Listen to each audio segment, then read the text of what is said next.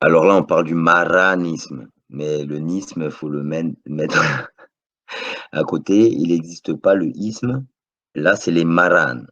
Donc, des juifs de la péninsule ibérique et de ses colonies, Espagne, Portugal, Amérique latine. Les maranes. Pourquoi? Parce que, contrairement au tableau que vous pouvez voir là, les maranes étaient appelés comme ça parce qu'ils avaient la couleur des maures, justement la couleur brune. On va voir que le mot maure signifie exactement la même chose que cimarron. Dans la péninsule ibérique, il y avait donc des gens de couleur de teint cuivré qui pratiquaient le judaïsme. Le mot est resté maran. On dit qu'il a perdu ses connotations péjoratives du temps de l'Inquisition et n'est plus utilisé que dans son sens historique. Alors ça, j'en suis pas sûr, parce que si on était honnête, on dirait à quoi est rattaché le mot maran et marano, pas tout simplement au judaïsme. On regarde l'histoire, on va voir que la présence maure est antérieure à 711 dans la péninsule ibérique et antérieure aux Visigoths, bien sûr, et même antérieure à la venue des Romains. L'étymologie, l'appellation marane et marano, maranos, est un terme de mépris qui assimile les conversos à des porcs. Alors les conversos, j'imagine que c'est les convertis. Un converso, terme espagnol signifiant converti, est un juif converti au catholicisme en Espagne et au Portugal sous l'Inquisition, particulièrement, vous verrez, entre le XIVe et XVe siècle, ce qui correspond à 1492, donc la conquête des Amériques. On voit, hein, si on lit un peu plus bas, de nombreux juifs d'Espagne durent se convertir au christianisme. Dès 1492, l'expulsion fut massive. Donc ces gens-là, les maranes, ils continuaient à pratiquer le judaïsme en secret. On les a chassés. Beaucoup ont profité de la découverte des Amériques pour partir s'installer en Amérique là-bas et être plus tranquilles, on va dire. Certains ont dû partir même jusque dans l'île de Gorée au Cap-Vert, jusque sur les côtes africaines pour échapper à l'Inquisition. De toute façon, les Juifs avaient même fui vers l'Amérique, et je ne parle pas juste des Juifs, je parle des Maures qui pratiquaient le judaïsme et qui étaient des Ibéro-Maurusiens et qui ont fui vers les Amériques bien avant 1492. On regarde les persécutions anti-juives d'Espagne, c'est 1391, donc bien avant, 100 ans avant les conquêtes, commencées par Christophe Colomb, Pizarro et compagnie. Une explication suggère que le mot Maranos viendrait de l'araméen Maranatha, Maranatha ou Maranatha, Maranatha, qui signifie le Seigneur est venu. J'imagine que le mot Mara signifie Seigneur ici. Ce terme aurait été alors tourné en dérision par les catholiques ou les juifs non convertis et appliqué aux juifs qui ont choisi ou subi la conversion. Donc en fait, on voit que c'est pas le terme n'est pas appliqué comme il est dit dans son sens historique, puisqu'on voit bien que en fait à la base on applique ça à une population de convertis, donc considérés comme traîtres à leur religion judaïque, appelée par ceux qui sont restés fidèles à cette religion, mais à défaut, puisque le mot ne signifie pas traître à la religion à la base. Donc, si on ne fait pas de recherche, on ne peut pas comprendre d'où vient le mot maran, mais il ne vient pas du sens qu'on lui donne aujourd'hui. Je pense que ils ne sont pas à confondre justement. Ces ibéro-maurusiens judaïques, hébraïques, ne pas les confondre avec les juifs séfarades. Je pense que c'est pas la même chose. Même si les juifs séfarades, on nous dit juifs de la péninsule ibérique, non. Les juifs séfarades sont des berbères à la base. Sont pas des ibériques. Alors, vous allez me dire, oui, les berbères, ils ont conquis euh, la péninsule ibérique. Je dis oui, mais il n'y a pas que eux qui l'ont conquis, il y a eu d'autres. Les Carthaginois, les Phéniciens. Donc, on va en parler. C'est vrai qu'il y a un peuple qu'on appelle le peuple celtiberbère. Moi, je dis celtiberbère, eux, ils ont écrit celtibère. Mais pour moi, c'est comme s'ils avaient admis que les Celtes étaient d'origine berbère en disant ça. Comme je disais, les morts désignent à l'origine et durant l'Antiquité les populations berbères. Maures désignait à l'origine et durant l'Antiquité les populations dites berbères d'Afrique du Nord, tout particulièrement celles vivant à l'ouest, plus à l'ouest. Ils ne furent clairement distingués des Numides que lorsque les Romains eurent connaissance de l'existence de royaumes berbères à l'extrême ouest actuel Maroc. Peuple vivant dans les deux provinces de Maurétanie. Sous l'Empire romain, la Maurétanie tingitane et la Mauritanie césarienne. Pline l'Ancien écrit que parmi les tribus de Maurétanie tingitane, la plus célèbre était jadis les Maoris. La Maurétanie fut d'abord un royaume client de Rome sous Bocchus et Juba. Je sais qu'il y a beaucoup de gens qui croient que les Maurétaniens de l'époque ressemblent aux populations blanches d'Afrique du Nord. Parmi les Maghrébins, il y a des gens qui ont la peau au teint tanné, cuivré, voire noir.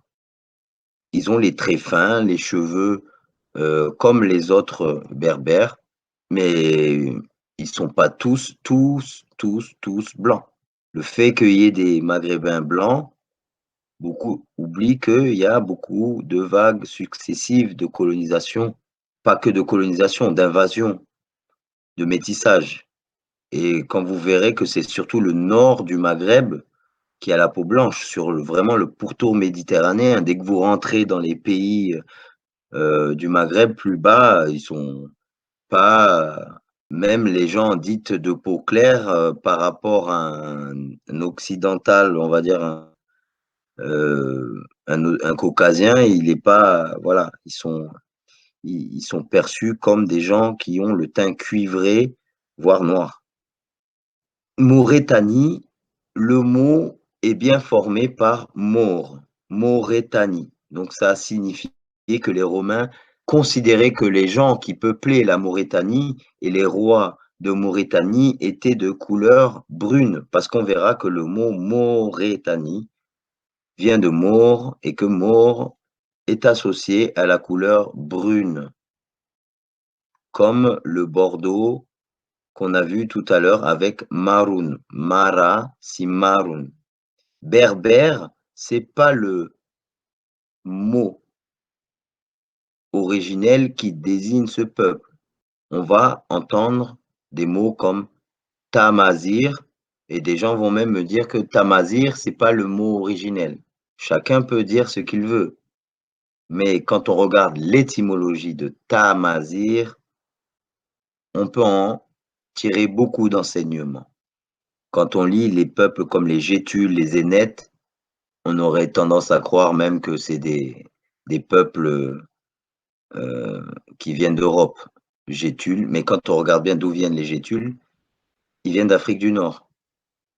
Donc on comprend pas trop l'histoire si on ne va pas plus loin que le mot, parce que le mot qu'on nous donne aujourd'hui, en général, c'est pas le mot qui désigne les peuples d'origine. Avec les mouvements de population, on va trouver des populations qui vivent à un endroit, et c'est pas ces squelettes-là qu'on va trouver au niveau phénotype.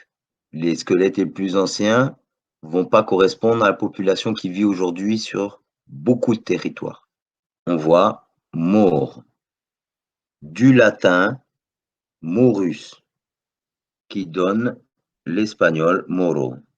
Eugène Viollet-le-Duc, La cité de Carcassonne, 1888. Ce fut en 713 que finit ce royaume. Les Maures d'Espagne devinrent alors possesseurs de la Septimanie. Septimanie, région aujourd'hui qu'on appelle le Languedoc-Roussillon. Maurus, apparenté au grec ancien. Mauros, donc ça vient déjà, les Grecs anciens, c'est-à-dire les armées de Pompéi aussi, avec les Romains, ils ont repris ce mot. On va retrouver aussi d'autres mots comme Mauritania, Mauritanie, Mauritanie. Tout ça, ça vient de là. Maurice, l'île Maurice aussi, ça vient de là. Le nom Maurice vient de là. Qu'y avait-il avant les Romains, avant l'an 0 en Espagne, qui n'était pas encore l'Espagne, qu'on va dénommer ici la péninsule ibérique. En fait, durant le printemps 46 avant l'an 0, 2 légions d'Hispanie, constituées principalement de vétérans des légions de Pompéi, enrôlés dans l'armée de César, se déclarèrent fidèles à Pompeius, fils du grand Pompée, et chassèrent le proconsul de César. Et c'est ici, à cette bataille, que les armées de César, la bataille de Munda, dans le sud de l'Espagne, il va perdre la bataille. On voit que pendant cette bataille, le roi Bogud ou Bogoud de Mauritanie et sa cavalerie, alliée de César, attaqua les troupes pompéiennes sur leur arrière. Donc, il y avait des cavaliers de Mauritanie, des cavaliers. On parle bien d'une cavalerie, là. Bien avant la chevalerie du médiéval. Qu'on n'arrête pas de me dire, il n'y a pas eu de chevalerie avant telle époque, nanana. Du médiéval. Moi, quand je faisais des recherches, j'en trouvais plein des cavaliers. Il y a toujours eu des cavaliers, et c'est pas au médiéval que la chevalerie est née. Mais bien avant, elle est pas née en Europe, la chevalerie, déjà. Donc, en moins 49, moins 45, campagne éclair de Jules César contre les Pompéiens, vaincus à la bataille de Munda. Qui sont les Pompéiens? Vous connaissez tous l'histoire du volcan qui a détruit Pompéi, mais sur la population, quel type de population trouver là-bas? Ce qui est intéressant de voir aussi, en moins 181 et moins 179, c'est-à-dire près de 200 ans avant l'an 0, on va trouver la révolte des Celtibères. Alors, Ibère de ibérique, qui est aussi associé aussi au peuple ibéro-maurusien, et donc qui ne peut pas être séparé non plus de l'empire de Maurétanie non plus. Et on va voir qui dirigeait ces royaumes ibéro-maurisiens. On va voir quelle religion ils pratiquaient et d'où ils venaient. Déjà, les Celtibères, Ce ne sont pas des Ibéro-Maurusiens, ce sont des Berbères comme vous les voyez aujourd'hui, c'est-à-dire des Berbères qui ont la peau claire. C'est eux qui ont donné donc les peuples celtes, mais bien avant ces dates-là, on est d'accord. Bien avant 180, c'est plus vieux que ça. Mais là, on a une trace déjà dans l'Antiquité d'un peuple celtibère. On voit bien le mot celte et le mot ibère, qui est rattaché aussi au mot berbère. Il y a des liens entre tout ça. Donc les Romains, quand ils arrivent en Hispanie, en moins 209 avant l'an 0, ils trouvent des celtibères. Il se heurta aux celtibères, alors qu'ils progressaient vers l'intérieur des terres.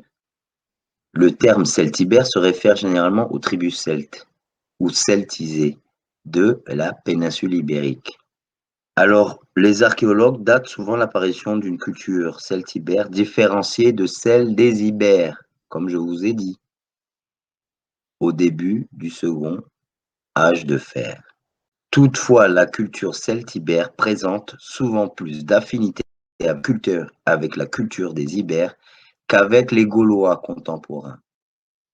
Donc là, on voit un alphabet ibère nommé le bronze de Botorrita. Voilà les types de lettres. C'est important de voir ces lettres-là parce que plus tard, on va se rendre compte que ces lettres-là, on les retrouve dans des endroits improbables. Donc Pompée sera définitivement battu à Munda en moins 45. On l'a vu. Ça correspond avec l'invasion de l'Hispanie par Jules César, qui s'inscrit dans sa lutte contre Pompée sur le pouvoir à Rome. Pompée s'était réfugié en Grèce en attendant, et César tente d'éliminer les soutiens de Pompée en Occident et de l'isoler du reste de l'Empire.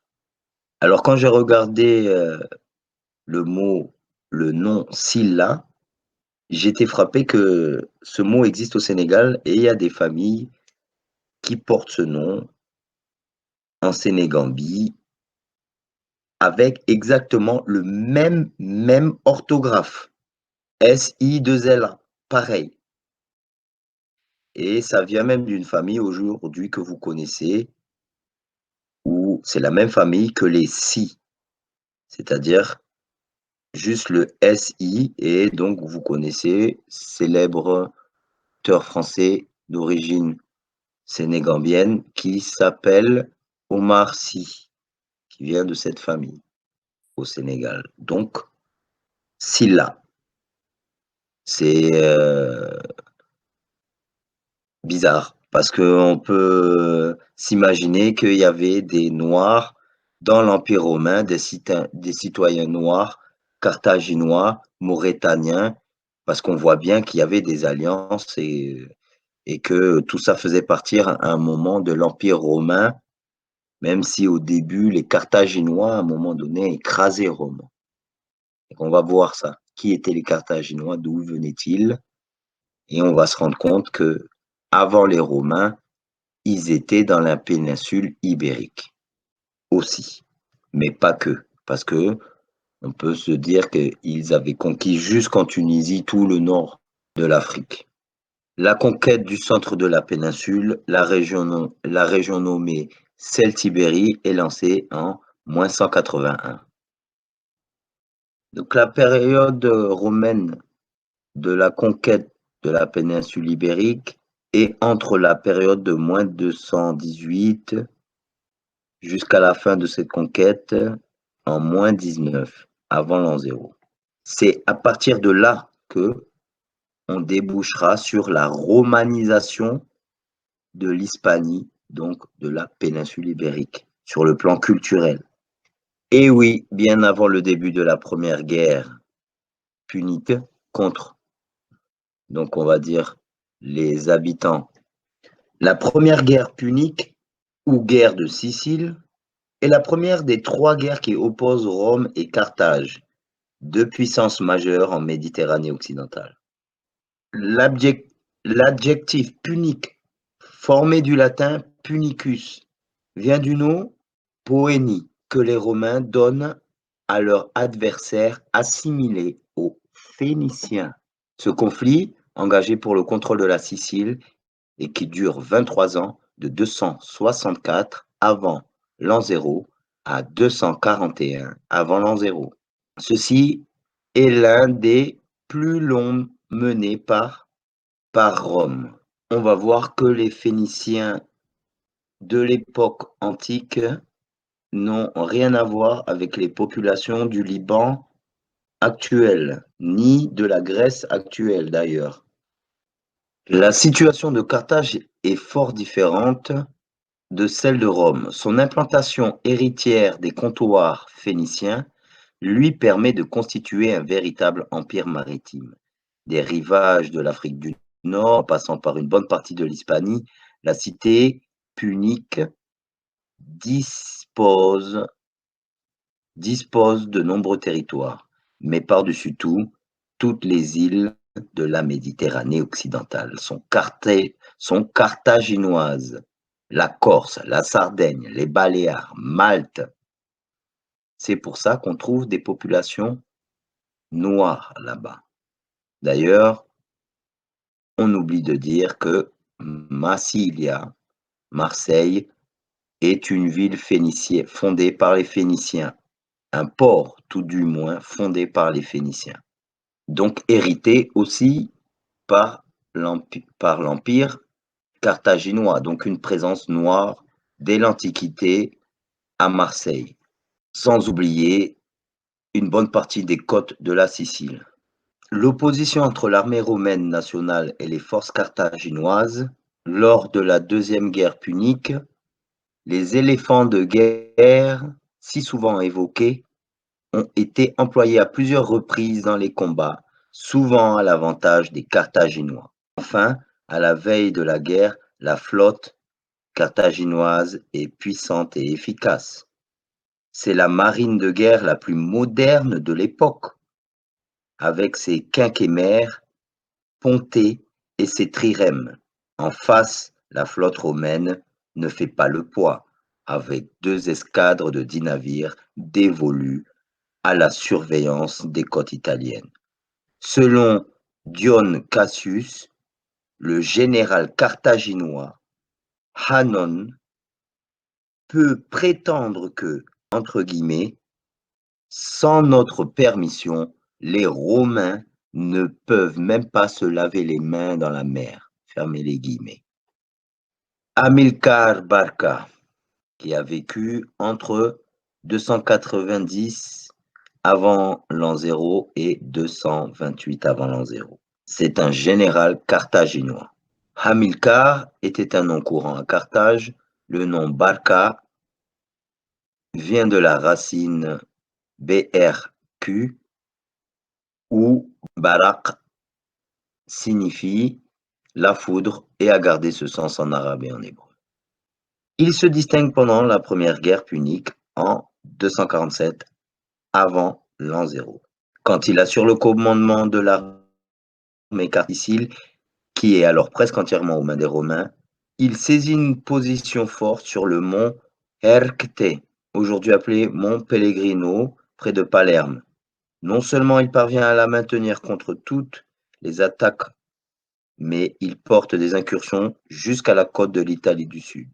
Après le recrutement et l'entraînement d'une nouvelle armée lors de quelques incursions en Numidie, il prend la tête d'une expédition en Hispanie en 236 avant l'an 0, où il espère gagner un nouvel empire pour compenser la perte de la Sicile et de la Sardaigne, et pour servir de base pour une campagne de vengeance contre les Romains.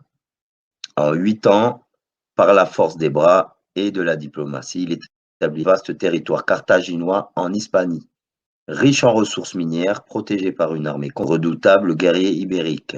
Hamilcar a surpassé de loin les Carthaginois de son époque en compétences militaires et en diplomatie. De ses qualités, il a été surpassé seulement par son fils Hannibal Barca, qu'il avait imprégné de sa haine pour Rome, qu'il avait formé pour être son successeur. À la fin de l'année 218 avant l'an 0, il quitte l'Espagne avec son armée et traverse les Pyrénées, puis les Alpes pour gagner le nord de l'Italie.